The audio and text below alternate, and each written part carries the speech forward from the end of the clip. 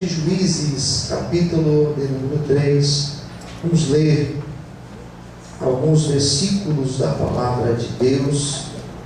Juízes é o sétimo livro da Bíblia, graças a Deus. Juízes, capítulo de número 3,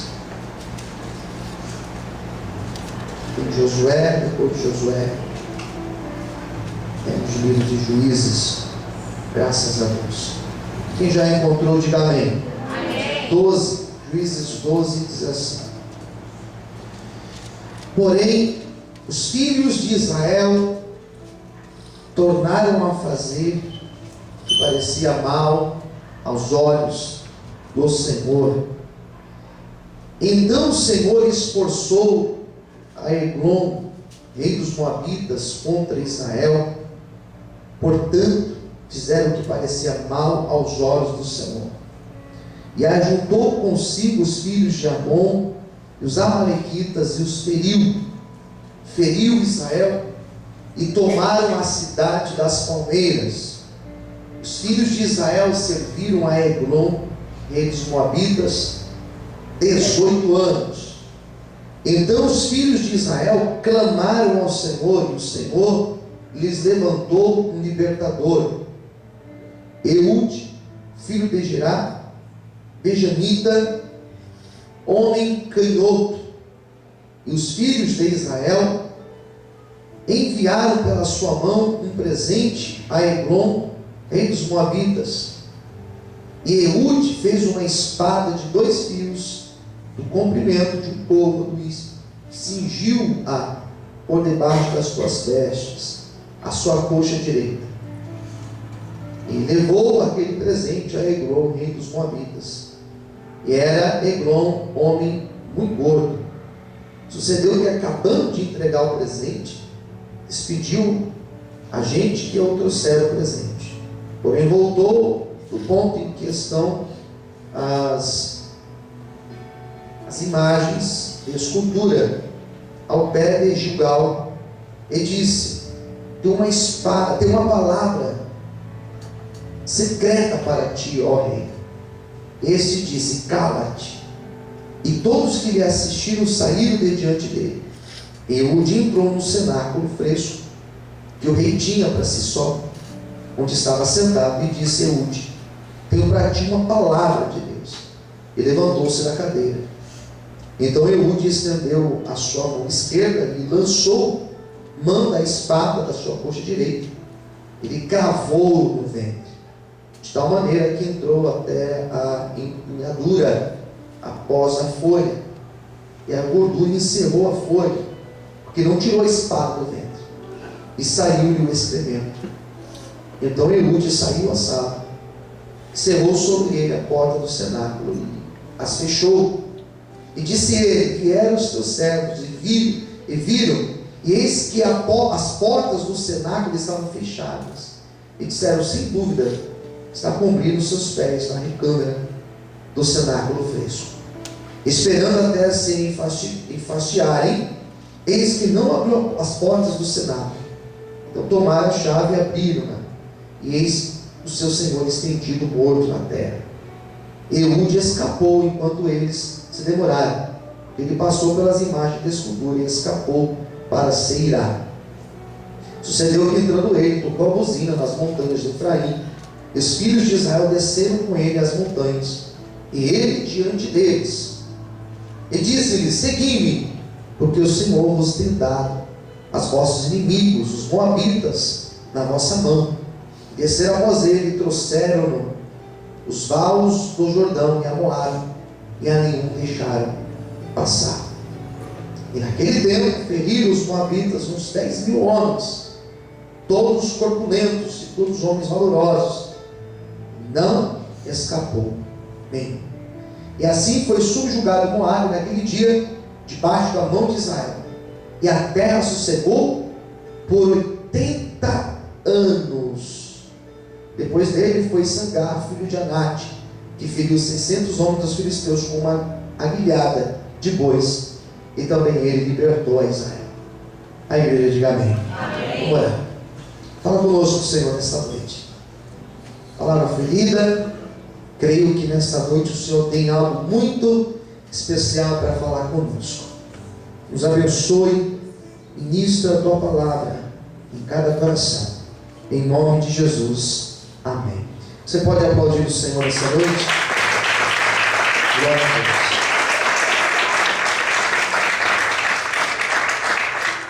Queridos, a história se dá da seguinte maneira.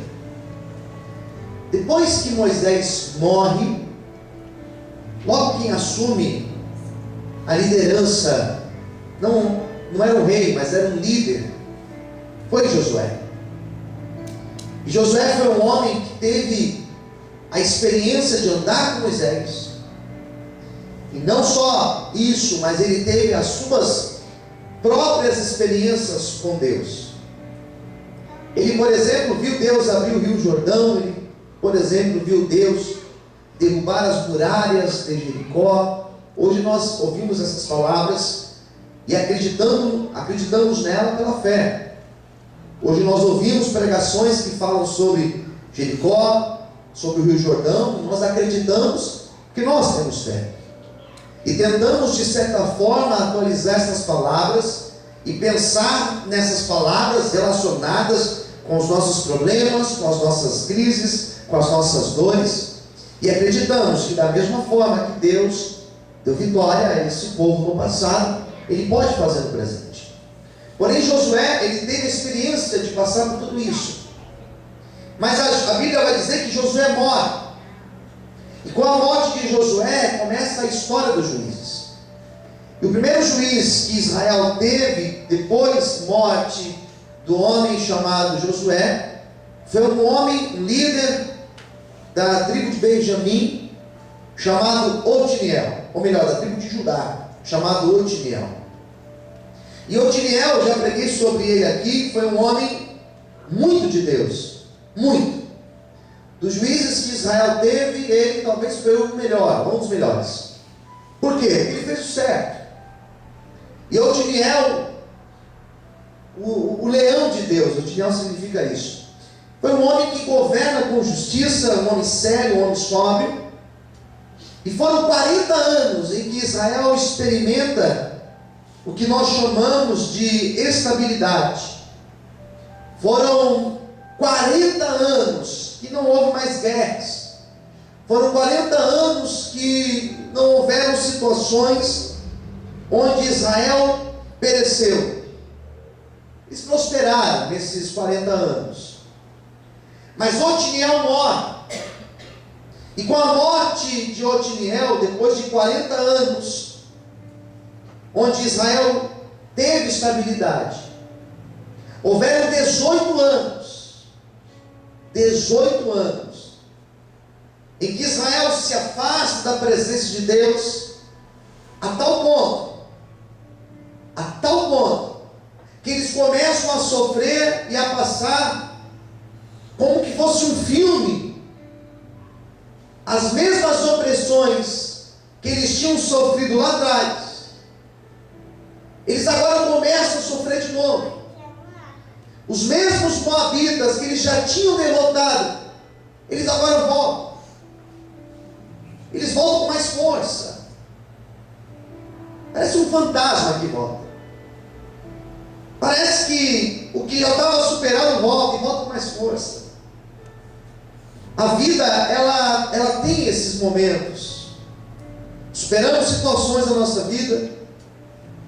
Superamos condições que vivíamos antes, superamos. Mas se nós não vigiarmos, essas situações elas voltam. Não é difícil você encontrar pessoas que superaram o vício e depois caíram de novo. Não é difícil você encontrar pessoas que um dia superaram crises da vida e depois caíram nas mesmas crises. Por quê, pastor? A explicação que eu tenho pelo texto que eu li para vocês se chama instabilidade espiritual. Afastamento de Deus leva a perder. E o texto que eu li para vocês vai dizer que eles perderam uma cidade. Versículo 13. Vai dizer que eles perdem uma cidade que eles já tinham conquistado. A Bíblia não diz o nome da cidade, mas vai dizer que era a cidade das palmeiras. Uma cidade que era bonita, que era a cidade das palmeiras. Considerando que Israel é um lugar muito seco, areia, pedra. Considerando que Israel é um lugar de muito sol, um lugar com palmeiras é um lugar muito agradável de estar. É um lugar de sombra. É um lugar que representa a sombra, tranquilidade. Perder essa cidade não é perder um algo. Perder essa cidade significa perder o que já tinha conquistado. Perder essa cidade significa perder o que Deus já tinha dado. É caótico isso. É lamentável isso. Que você vive uma vida atrás da promessa de Deus para você. Você luta para alcançar a promessa de Deus. E como que pode você perder a promessa de Deus? É isso que o texto fala. Deus tinha dado. E Deus não toma. Mas se eu não vigio, eu vou perder o que Deus me deu. E eu tenho visto pessoas dentro da igreja que alcançam a promessa e daqui a um tempo elas perdem a promessa. Oraram para conseguir, buscaram para conseguir, sofreram para conseguir, porque a gente sofre. Mas quando alcança, perde. Peraí, por quê? Eu perdi. A resposta do texto vai dizer o quê? Que eles perderam porque eles não vigiaram. E se afastaram tanto de Deus que o afastamento levou a perder. E não foi qualquer cidade. Foi talvez a cidade mais bonita que eles tinham, que era uma cidade cheia de palmeiras. Não tinha outra cidade assim. Perderam. E tem coisas que nós perdemos, que é difícil nós recuperarmos de volta. Quem entendeu, diga amém. E tem coisas que nós perdemos e que jamais vamos recuperar de volta. Jamais. São aquelas oportunidades, são aquelas promessas, são aquelas bênçãos que Deus nos dá e que nós temos que vigiar para não perder o que Deus nos deu. Alguns domingos atrás eu ministrei um texto que falava isso. Guardas o que tem, para que ninguém roube a tua coroa. Existe alguém que quer roubar o que Deus te deu. Existe alguém que quer roubar a família que Deus te deu. Existe alguém que quer roubar a porta que Deus abriu para você. Existe alguém que quer roubar a promessa que Deus já te deu. Por isso vigia, por isso guarda o que você tem, sobretudo guarda a tua comunhão com Deus, para que nada, ninguém venha roubar aquilo que Deus já deu para você. Quantos podem aplaudir e exaltar ao Senhor nessa noite de hoje? Amém, queridos? Então eles ficam 18 anos. 18 anos, pensa só. 18 anos. Onde os moabitas, eles roubavam tudo, saqueavam tudo, escravizaram, subjugaram. Um povo fraco agora se torna mais forte do que eles e começa a roubá-los. Daí eles começam a orar. Porque se existe algo positivo na luta, se é que eu posso dizer positivo, né? Se existe algo legal da luta ou favorável na luta, é que quando nós estamos na luta, nós buscamos a Deus. Quem concorda, diga amém. Você busca. Pode estar chovendo, pode estar com luz ou sem luz, pode estar frio ou pode estar calor, pode estar assim ou assado, você busca. Você vem para a igreja, você vem ouvir a palavra, você ouve a palavra, você tem tempo para orar. Tem até tempo para orar. Tem até tempo para buscar a Deus. Então eles buscam. E na hora que eles começam a orar, é um ciclo o livro de Juízes. Na hora que eles começam a orar, Deus então começa a se mover. E das 12 tribos de Israel, Deus olha para a tribo de Benjamim. Agora sim, tribo de Benjamim. E da tribo de Benjamim, Deus olha para um homem chamado Eude E Deus fala: eu vou levantar Eude para libertar o meu povo das mãos dos moabitas. Posso ouvir um amém? Amém. Eu quero profetizar esta palavra na tua vida. Deus já começou a mover as mãos dele a teu favor, amém? Nessa noite a mão de Deus, ela já começou a ser movimentada ao favor da tua vida. Por quê, pastor? Porque Deus, ele já ouviu o teu clamor nessa noite. Louvado e exaltado seja o nome de Deus. Você pode aplaudir o Senhor bem forte. Aleluia. Glória a Deus.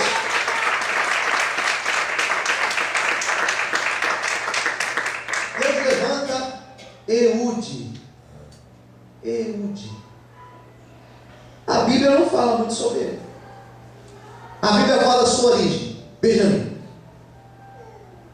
A Bíblia dá outro detalhe. Eude era canhoto. Alguém aqui é canhoto? Levanta a mão, quem é canhoto? Alguns aqui, bastante até, hein? Bastante. Canhoto. O que é o canhoto? Aquele que escreve e utiliza mais a mão esquerda.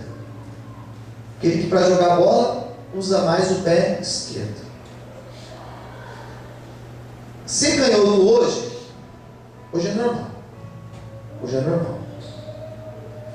Mas antigamente não era normal ser canhoto. Você sabe que tinha uma época que nas escolas, uma criança, se os pais descobriram que a criança não era destro, canhoto, na escola eles tentavam ensinar a criança a escrever com a mão direita. Você imagina a dificuldade para alguém que é canhoto escrever com a mão direita. Por quê? Porque não era certo, não era bom ser canhoto. Na verdade, o canhoto, ele era até excluído. Porque não era normal, era uma anomalia ser canhoto. Então Deus olha o detalhe do texto. Deus olha e Deus fala assim: eu vou usar esse cara aí. E talvez alguém disse: mas ele é canhoto. Não tem problema. É ele que eu vou usar. Quem entendeu? Diga amém. Amém. E a questão aqui nessa noite não é que você é canhoto ou você é destro, não é isso. Não é isso. É que para esse contexto da história que eu estou lendo para vocês, ser canhoto era rejeitado, era excluído, não era bem visto. Em alguns casos, ser canhoto era considerado até uma espécie de maldição. Agora, como que pode Deus, para fazer uma obra gloriosa, Deus usar um tipo de pessoa que na época era excluído, era rejeitado, era colocado de lado, e é esse que Deus escolhe? Eu começo a entender, queridos, que quando Deus quer fazer coisas grandes, Ele faz coisas confusas primeiro, Ele escolhe coisas pequenas, Ele escolhe pessoas que são até insignificantes para fazer uma grande obra. Talvez a tua história é assim, insignificante, talvez a tua história não tenha representação nenhuma, mas é a tua história que Deus vai usar para mostrar a glória dele sobre essa terra. Você crê nisso? Adore e aplauda o Senhor na noite de hoje. Aleluia. Amém, queridos? Eu imagino Deus falando assim: é você que eu vou usar. Eu imagino eu te falando assim: eu não, Senhor. Eu não. Você deve estar escolhendo a pessoa errada. A história de Gideão é uma história parecida. Eu vou pregar sobre Gideão em algumas quintas-feiras mais para frente. Gideão, quando Deus escolhe ele, Gideão faz a mesma coisa. Eu não, Senhor. Sou menor da minha casa. Minha casa é a mais pobre de Manassés. Sou menor da minha família. E Deus fala assim: Gideão, meu critério de escolha é outro. Você é o meu escolhido. Glória a Deus. Glória a Deus. Talvez numa seleção de pessoas, jamais eu seria escolhido, ou você seria escolhida. Talvez numa seleção de escolhas, até Deus teria pessoas melhores do que eu e você para escolher. Talvez numa seleção de escolhas, Deus teria pessoas mais certinhas para escolher do que eu e você. Pessoas com um passado mais bonitinho do que o meu e o seu. Mas Deus escolheu você de onde você veio, de onde você saiu, da história que você tem, da bagagem que você tem. É você a pessoa que Deus escolheu para que através da tua vida, ou melhor, para que através do seu testemunho, vidas possam se converter e vidas possam saber que Deus é Deus, que Deus existe e que Deus é poderoso. Amém? Receba esta palavra em nome de Jesus. Aleluia. Glória a Deus. Amém. Daí, o que acontece? O que acontece é que Deus usa ele. Deus usa ele. E Deus usa ele dentro das suas limitações. Eude foi um homem que ele teve algumas características que foram características que fizeram dele quem ele foi. Características importantes. Primeira coisa, Eude foi um homem fiel a Deus. Se você quer ser honrado por Deus na luta que você está passando hoje, seja fiel a Deus. Independente das consequências que isso vai te trazer, seja fiel ao Senhor. Quem entendeu, diga amém. Segunda característica, ele foi um homem sensível a Deus. Ele teve sensibilidade, porque Deus chega para ele, Deus fala com ele. E alguém vai dizer: pastor, mas eu não sei, parece que comigo Deus não fala. Pastor, eu não sei, mas parece que comigo Deus não anda falando comigo. Deus fala com todos nós. Você pode falar isso para o teu irmão do lado? Diga assim: Deus fala com você. Queridos, é que às vezes nós não estamos atentos. Às vezes está no culto, está distraído no culto. Às vezes Deus está usando pessoas ao nosso redor para falar com você, você não está ouvindo. Às vezes Deus está usando lá no rádio, o pastor pregando, uma palavra sendo ministrada, você não está ouvindo Deus falar. Às vezes Deus está usando até as circunstâncias da vida para falar com você, você não está ouvindo, você está falando de sério. Às vezes Deus está tirando coisas da nossa vida, a gente está chorando porque Deus está tirando, às vezes é Deus falando conosco, e a gente está achando que não. Deus falou com ele. Deus falou assim: você vai fazer uma espada. Olha só, você vai fazer uma espada. Para quê, Senhor? Eude, faz o que eu estou te falando, faça uma espada pequena, aquela espada de 2 gumes, faça. Ele fez a espada. Fui fiel à voz de Deus. Faça. Não discutiu com Deus, ele fez. Não discuta com Deus. Não questione as vontades, as direções de Deus para a tua vida. Quem entendeu, diga amém. Não chora, não reclame. Faça o que Deus mandou. Mas como, Senhor? Faça. E Deus chega para ele e fala assim: Eude, agora é o seguinte, você vai falar com o rei dos Moabitas. Você vai atravessar o exército inimigo e você vai pedir para falar com o rei dos Moabitas. Você vai lá falar com ele. Ah, é, Senhor? É. O nome dele é Eglon. Vai lá falar com Eglon. Pega a espada. Coloca a espada na tua coxa, escondida. Coxa direita. Coloca ela aí escondida. Vai lá falar com ele. E lá foi o nosso amigo Eude. Chega lá, fala com os maiorais: ó, preciso falar com ele. Tem uma palavra de Deus para ele. O rei falou assim: fala para esse cara entrar. E na hora que ele está perante o rei ali, só os dois, Deus falou para ele: você vai matar o rei deles agora. Eu vou entregar ele nas tuas mãos. Quem entendeu, diga amém. Não pergunte como, não pergunte de que maneira. Se Deus falou que vai fazer, que vai colocar, que vai abrir, que vai manifestar a glória dele, simplesmente creia e a glória do Senhor virá sobre ti, em nome de Jesus. Aplauda, exalte aí nessa noite. Amém. Daí eu pergunto para vocês: foi fácil? É fácil não questionar? Não. É fácil você ter coragem em momentos assim? Não. falamos muito de ousadia. É fácil ter ousadia em momentos desses? Não. Nós falamos muito de coragem, mas às vezes nós estamos no meio de um buraco, no meio de um problema. É fácil ter coragem? Não é. O medo vem. E o medo queria impedir dele ir, mas ele foi. Por quê? Porque ele venceu o medo. Vença o medo nesta noite, em nome de Jesus. Agora preste atenção.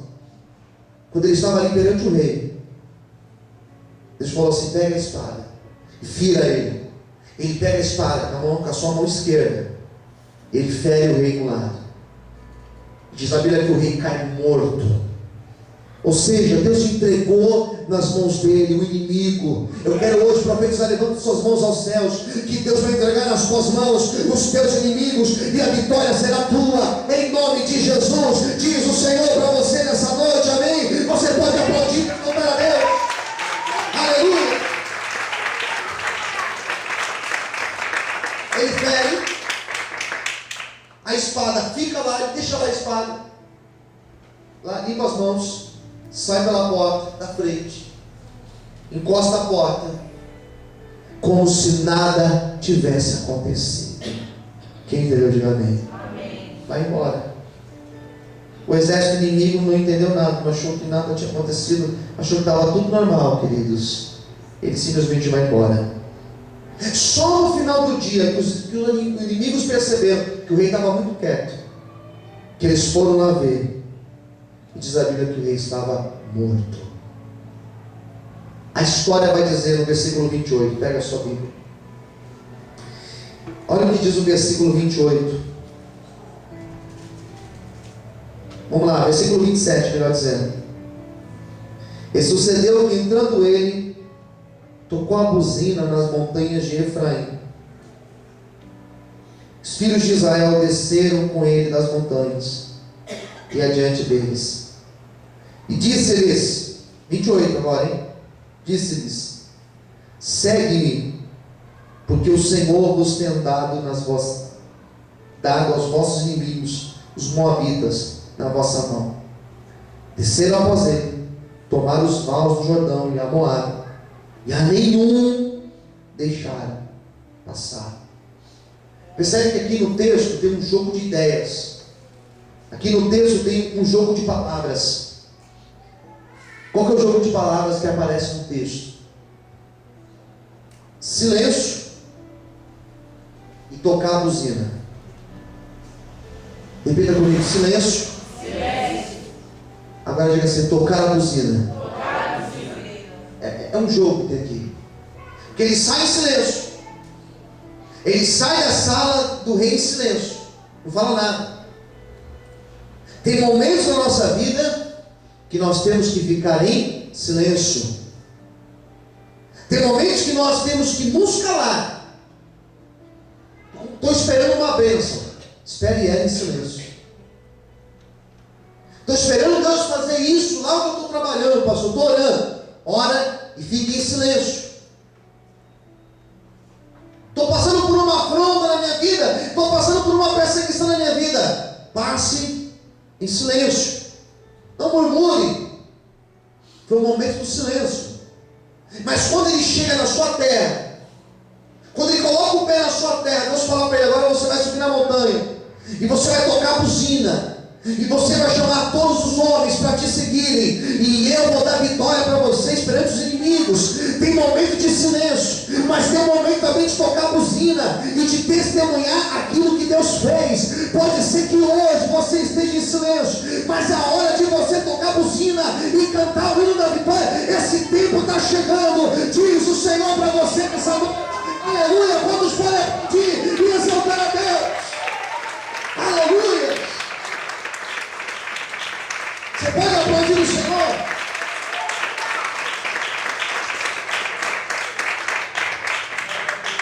Fala para o seu irmão: vai chegar a hora de você tocar a buzina. Diga assim: o nome de Deus será glorificado através da sua vida. Ele desce da montanha, convoca os homens.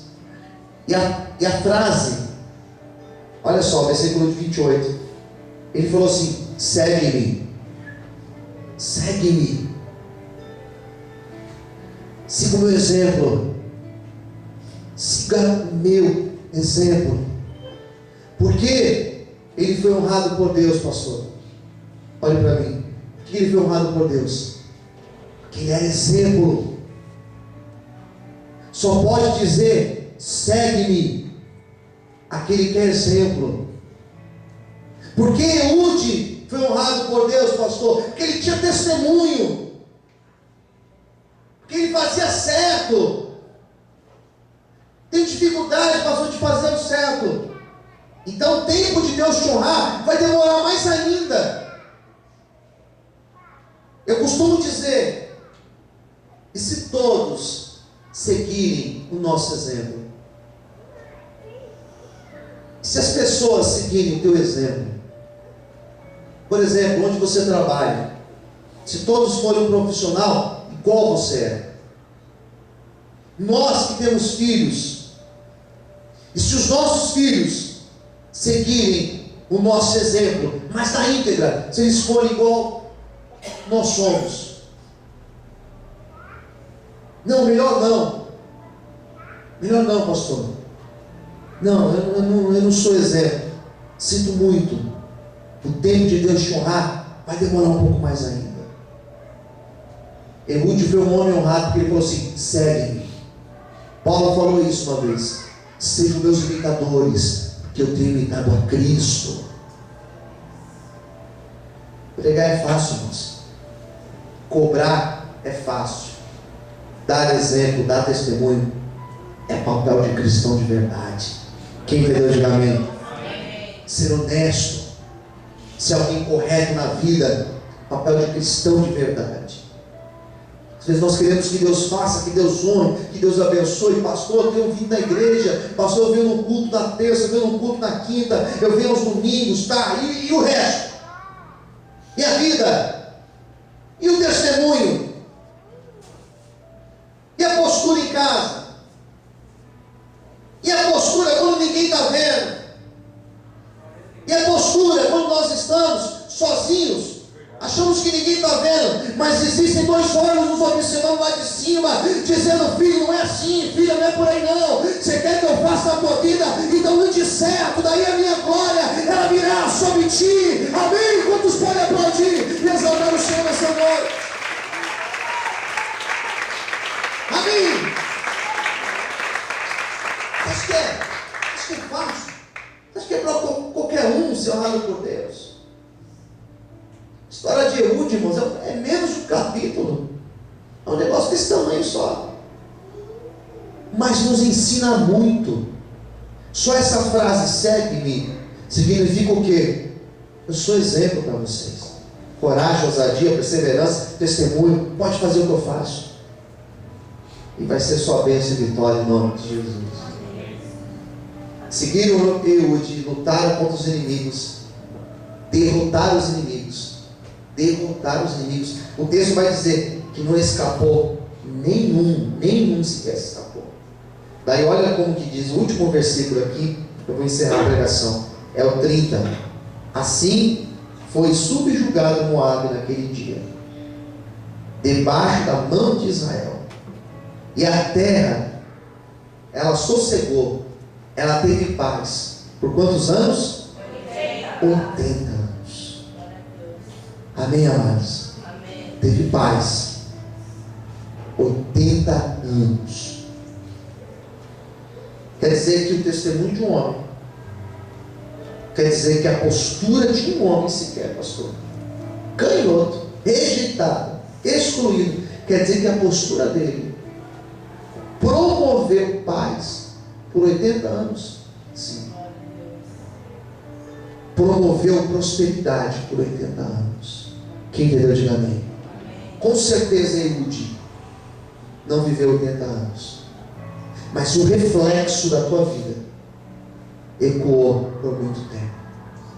Um grande homem de Deus, uma grande mulher de Deus, ele vive Seus filhos são abençoados pela sua vida, os seus netos são abençoados pela sua vida, a sua terceira, sua quarta geração, toda a tua casa é abençoada por causa do seu testemunho e por causa da sua postura. Ou seja, vale a pena ter aliança com Deus, vale a pena ser fiel a Deus, vale a pena andar com Deus, vale a pena dar testemunho de verdade, vale a pena andar na presença do Senhor. Ainda que a luta esteja grande, não questione, ainda que os problemas estejam grandes, não questione, permaneça. E o Senhor fará grandes obras na tua vida, e a tua casa será abençoada, e a tua vida será abençoada.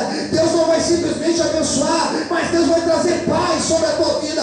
Você vai ter paz a partir de hoje, em nome de Jesus. Você pode aplaudir e exaltar a Deus bem forte, aleluia.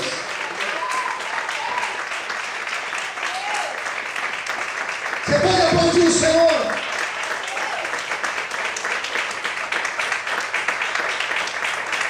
Que Deus nos abençoe. Que Deus nos dê graça para nós sermos exemplo por onde nós andarmos. Hoje você pode estar em silêncio, mas a hora de tocar a trombeta está chegando na tua vida. Quem crê nisso, diga amém.